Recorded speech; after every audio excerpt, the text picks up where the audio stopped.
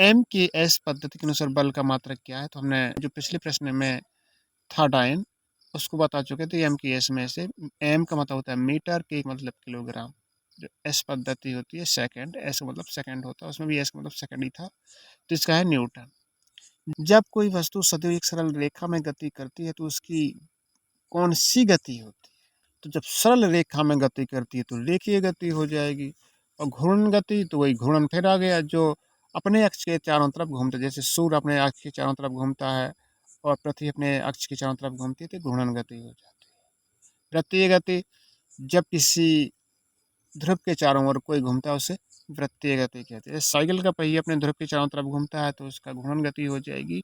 यदि कोई साइकिल वाला किसी के सापेक्ष चारों तरफ उसके चक्कर लगाता है तो वो वृत्तीय गति हो जाएगी।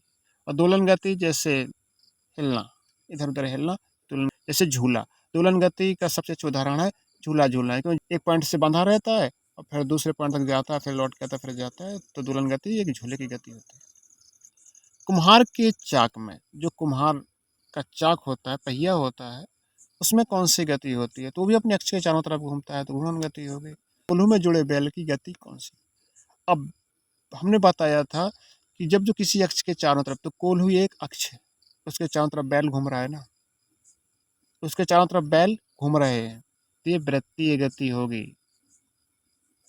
यदि बैल स्वयं में घूम रहा होता तो घूर्णन गति हो जाती। चलती ट्रेन की कौन सी गति होती? तो जो ट्रेन होती है वो सीधी रेखा में चलती है, इसलिए उसकी गति जो होगी क्या होगी? रेखीय गति होगी। एक कार जब सड़क पर दौड़ती है तो किस प्रकार की गति होती है? तो सड़क एक सीधी रेखा में होती है, इसलिए रेखीय गति होगी। समय का मानक मात्रक क्या है? तो समय का मात्रक तो सीधे जानते हैं आप, ना घंटा होता है, ना दिन होता है, ना मिनट होता है, इसका सेकंड होता है। किसी वस्तु के तल का क्षेत्रफल का मात्रक क्या है? तो जो क्षेत्रफल होता है वो दो इकाइयों से मिलकर बना होता है, तो एक इकाई गुणे एक इकाई, तो दो इकाई हो गई, यानी इकाई का वर्ग हो गया, तो इसलिए इसका जो मात्रक हो जाएगा वर्ग मीटर हो जाएगा।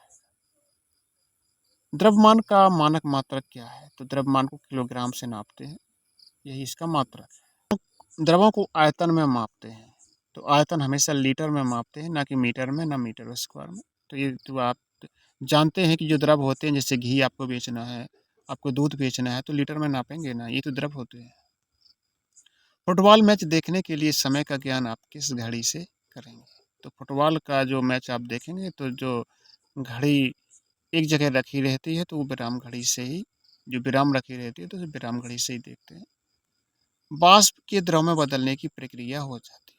अगर वाष्प सीधा द्रव में बदलती है, उस क्रिया को हम इंग्लिश में तो कंडेंसेशन कहेंगे, लेकिन हिंदी में इसका आंसर सही हो जाएगा संघनन कहेंगे, क्योंकि संघनन धुएं का घना हो करके सीधा पानी में बदल जाना, तो ये क्रिया संघनन हो जाती है। वायु है, तो वायु में तो बहुत सारी गैसें मिली हैं, सब कुछ मिला है, तो विषमांगी मिश्रण कहलाएगा। कैसा विषमांगी? कहीं धुआं मिला है, कहीं कुछ मिला है, तो इसका आंसर सा हो जाएगा। बालू और लोहे की छीलन को कैसे पृथक करेंगे आप? तो बालू, यानी कि जब बालू होगी और लोहा होगा, तो लोहा काय में चिपकता है? चुंबक में चिपकता है, और बालू चुंबक में नहीं चिपकती। बस आंसर आपको मिल गया, सा इसका आंसर सही हो जाएगा, चुंबकीय पृथक्करण विधि द्वारा। समांगी मिश्रण है, समांगी मतलब जिसमें समान अंग मिले हैं वो समांगी मिश्रण उन्हें कहते हैं। जैसे पानी और बालू, पानी बालू में घुलती नहीं है। पानी और मिट्टी का तेल, पानी और मिट्टी का तेल भी घुलता नहीं एक दूसरे में। पानी और चीनी, ये दोनों आपस में घुल जाते हैं, इसे समांगी मिश्रण कहते हैं। विषमांगी मिश्रण क्या है? तो विषमांगी मिश्रण है जिसमें जो घुलता ना हो। तो चीनी और बालू, चीनी और बालू, क्योंकि चीनी तो पानी में घुल जाती है, बालू चीनी में नहीं घुलती। अब आप सोचोगे चीनी और पानी तो घुल जाता है, वायु और मिश्र धातु में, मिश्र धातु में वायु घुली होती है, तो इसलिए इसका आ जो ऑप्शन है सबसे सटीक आंसर है इसका। नमक के विलयन से नमक को प्राप्त करने की विधि है, तो नमक को तो हमेशा वाष्पन से प्राप्त किया जाता है, यानी कि पानी को भाप बनाकर उड़ा दिया जाता है, तब हमें नमक मिल जाता है सीधे। ऐसे पदार्थ जो जल में घुल जाते हैं क्या कहलाते हैं? तो आप एक बात समझ लो, जैसे हमने लिया शक्कर और पानी। शक्कर को कहेंगे, शक्कर पानी में घुलेगी ना, तो शक्कर को कहेंगे विलेय। जो घुलता है उसे कहते हैं विलेय। जो घुलता है उसे कहते हैं विलेय, और जिसमें घुलता है उसे कहते हैं विलायक।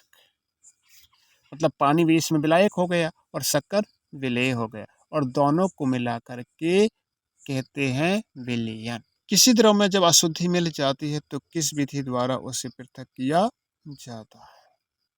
अब कोई अशुद्धि मिल गई तो उसे छान कर निकाल लेंगे भाई, इसे छान कर निकाल लिया जाता है।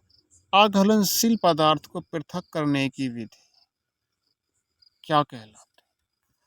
अब इसमें तो क्या है कि अघुलनशील पदार्थ को पृथक करने की विधि, अघुलनशील पदार्थ हो जो घुल नहीं पा रहा, तो सीधी सीधी आराम से निकाल लेंगे, निथार कर निकाल लेंगे, निथार कर निकाल लेंगे, मतलब अच्छे आकर निकाल लेंगे उसे, बहुत आसानी से निकल जाएगा। धीरे धीरे करके निकाल लेंगे। जैसे पानी में बालू मिल गई है तो बालू अघुलनशील पदार्थ है, तो पानी धीरे धीरे पानी निकाल लेंगे और फिर बालू भरवाया, बालू अकेली बचेगी तो यही तो निथार कर हो जाएगा। पत्तियों द्वारा कायिक प्रवर्धन होता है।